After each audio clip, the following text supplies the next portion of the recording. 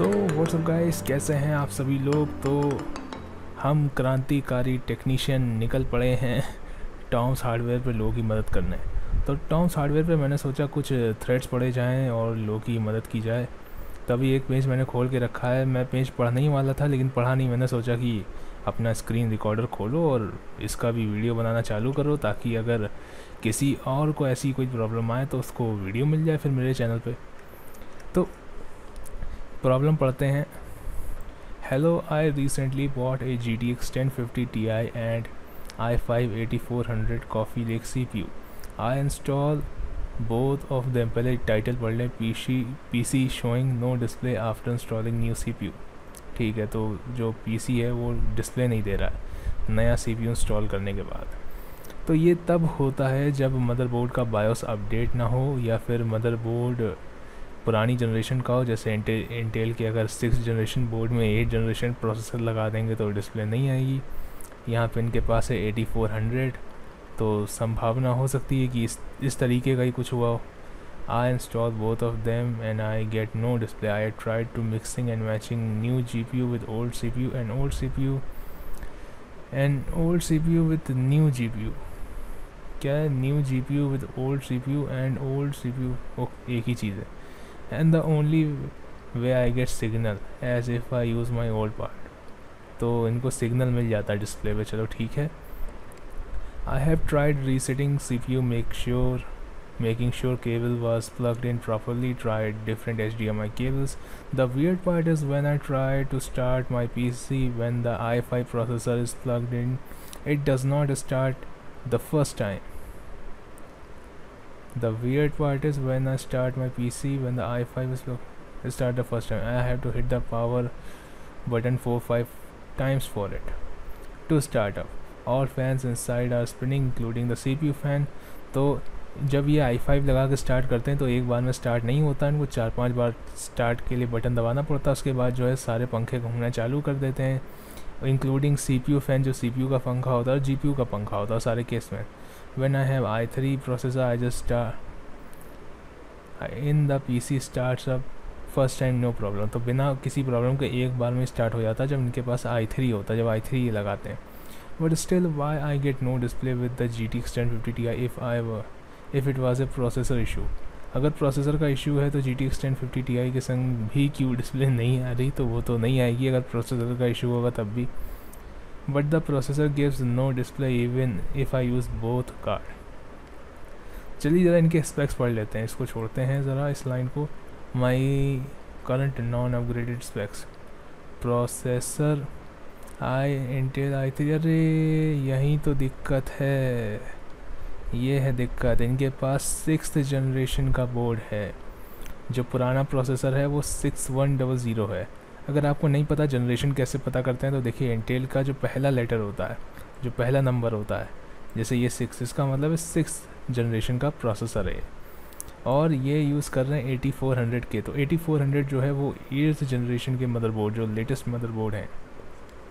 मतलब कि एक मदरबोर्ड इंटेल के केस में क्या करता है, 2 जनरेशन सपोर्ट करता है। तो जो स्काईलेक बोर्ड हैं वो केवी लेक तक सपोर्ट करते हैं। उसके बाद अब इसमें क्या है कि ये जो 8th जनरेशन के जो प्रोसेसर हैं ये फिट तो हो जाते हैं, इनका जो सॉकेट टाइप है वो वही है जो 6th जनरेशन वाला और 7th जनरेशन वाले प्रोसेसर्स का है, लेकिन इनको दूसरा चिपसेट चाहिए होता है सपोर्ट के लिए। तो चिपसेट सपोर्ट नहीं करता और डिस्प्ले नहीं आती है। तो इन्होंने क्या कर दी, इन्होंने गलती कर दी है, बहुत ज़्यादा लेटेस्ट प्रोसेसर ख़रीद लिया है। अब इनके पास 2 ऑप्शन बचते हैं, या तो ये उस प्रोसेसर को सेल कर दें सस्ते में या फिर एक नया मदरबोर्ड ख़रीद लें। अब क्योंकि इनके पास 6th जनरेशन बोर्ड है तो इनकी रैम DDR4 होगी, तो इनको अपग्रेड करने के लिए सिर्फ एक मदरबोर्ड ही लेना पड़ेगा, DDR4 रैम नहीं लेनी पड़ेगी। तो इनका काम हो जाएगा मदरबोर्ड से भी। तो यहाँ पे पहले ही कोई बता चुका है, as and CPU need 300 series motherboard. चलिए अपना भी आंसर लिख देते हैं ताकि इनको क्लियर हो जाए।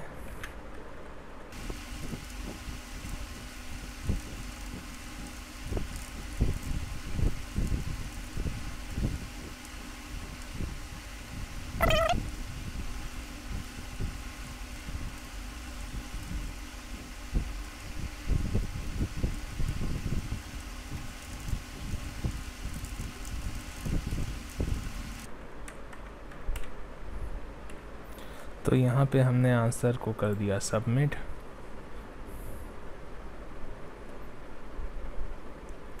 तो हमारा आंसर चला गया।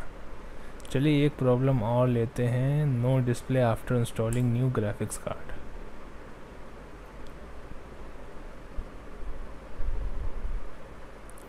I have recently just upgraded my graphics card from an old AMD to a newer NVIDIA GTX 970 GB G1 on my computer booted and worked perfectly for a while. However, after a certain point whenever I boot, I will get no display. I have reinstalled Windows 10 and the issues seem to have remediated but then later returned। तो इनको लगा कि जो इनका issue है वो चला गया लेकिन फिर से वापस आ गया।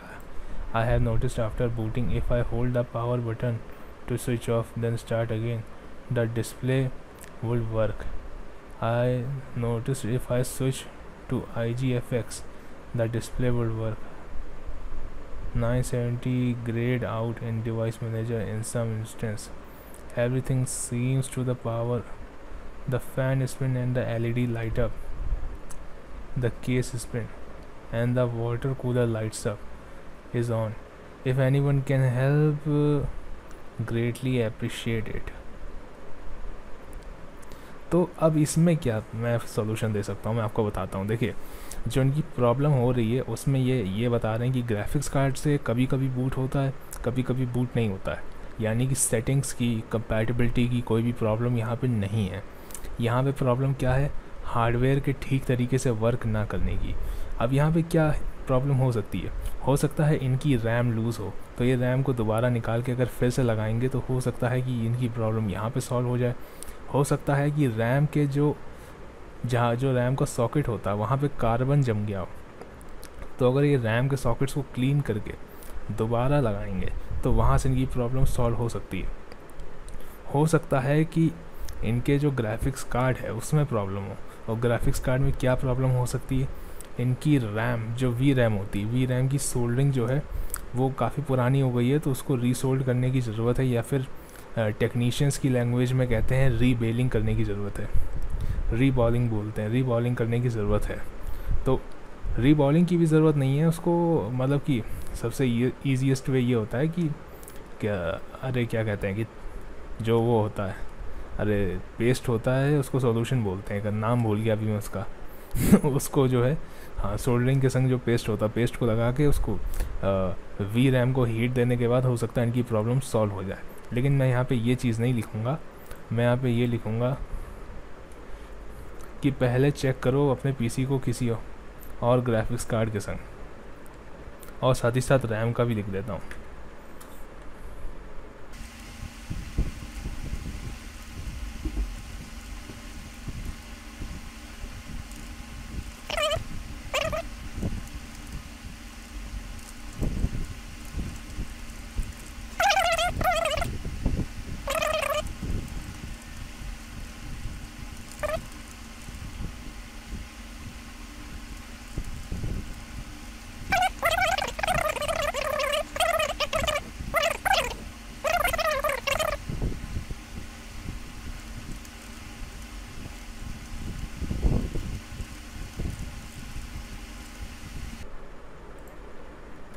तो यहाँ पे मैंने आंसर लिख दिया, try to clean your RAM pins and RAM socket, और ब्रैकेट में लिख दिया you can clean your sandpaper. तो यहाँ पे मैं ब्रैकेट को बंद भी कर देता हूँ। ग्रामर ज़्यादा ठीक नहीं है इंग्लिश की, लेकिन उसको समझ में आ जाएगा। And also try same thing with your graphics card and PCIe socket, और test your PC with another graphics card. तो ग्रामर मिस्टेक्स की हैं मैंने आंसर में, because English is not my first language, but मैं इतनी इंग्लिश बोल लेता हूँ कि किसी के संग कम्युनिकेट कर पाऊँ। PC know showing display after installing new CPU, ये वाला तो शायद हम लोगों ने देख लिया है। No display on my new graphics card, यहाँ पे देखते हैं क्या दिक्कत है। I have a new GPU GTX 1050 Ti OC when install on a Movo। ज़रा मदरबोर्ड का नाम देखते हैं सर्च करके, कौन सा मदरबोर्ड है, शायद प्रॉब्लम का पता चल जाए। तो ये पुराना वाला मदरबोर्ड है, AM3 प्लस वाला, AM3 सॉकेट वाला बोर्ड है ये। It shows no display, sometimes the display, sometimes it won't, but now just sometimes it shows display and sometimes it won't। तो यहाँ पे जो है compatibility की कोई दिक्कत नहीं है, क्योंकि डिस्प्ले कभी कभी आता है कभी कभी नहीं आता है। but now it does not show any display। I tried everything, reinstalling, reset BIOS, when I connect to onboard graphics it works, so please help me to solve this problem। VRAM में दिक्कत आई है graphics card की, graphics card की VRAM में दिक्कत आई है। Graphics card की VRAM को रीवॉलिंग करने की ज़रूरत है, लेकिन अब यहाँ पे रीवॉलिंग जो है वो बहुत बड़ा काम हो जाता है। अब ये कोई टेक्नीशियन तो नहीं होगा जिसके पास इतने इक्विपमेंट्स हो, टूल्स हो, जो घर बैठे ग्राफिक्स कार्ड की रीवॉलिंग कर दे VRAM की। लेकिन मैं जहाँ तक श्योर हूँ कि ग्राफिक्स कार्ड की VRAM IC को रीवॉलिंग की ज़रूरत है यहाँ पे। CPU AMD FX 6300 Zotac 4GB।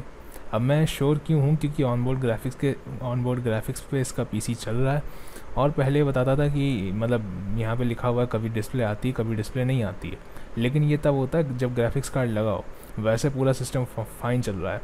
अगर ग्राफिक्स कार्ड के बिना भी डिस्प्ले कभी कभी नहीं आ रही है, तो ये रैम के जो रैम सॉकेट है उसकी प्रॉब्लम हो सकती है, या VRM सेक्शन की प्रॉब्लम हो सकती है, यानी कि वोल्टेज रेगुलेटर मॉड्यूल की प्रॉब्लम भी हो सकती है। अगर कुछ ऐसा हो रहा है तो यहाँ पे सॉल्यूशन पहले पढ़ लेते हैं। अपडेट मदरबोर्ड बायोस, कोई मतलब नहीं बनता, कंपैटिबिलिटी का कोई इशू ही नहीं है, और उसने लिखा भी है ऑलरेडी अपडेटेड बायोस। अब बायोस अपडेट करने का कोई मतलब नहीं बनता, कंपैटिबिलिटी के इशू में ये सब किया जाता है। यहाँ पे मैं यही लिखूँगा, test your PC with another graphic card, साथ ही साथ वो भी लिख दूँगा।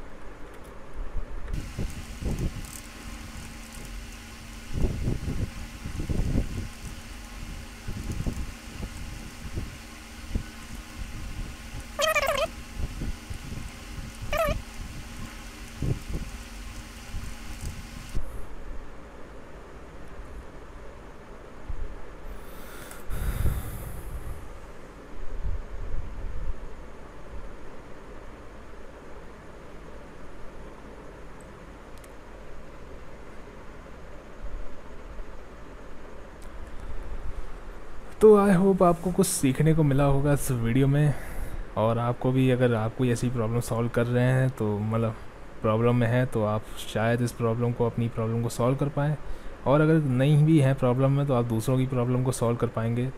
तो आई होप ये वीडियो आपको पसंद आई होगी। फ़िलहाल के लिए इस वीडियो में इतना ही। मैं आपसे नेक्स्ट वीडियो मिलूँगा, तब तक के लिए बाय बाय।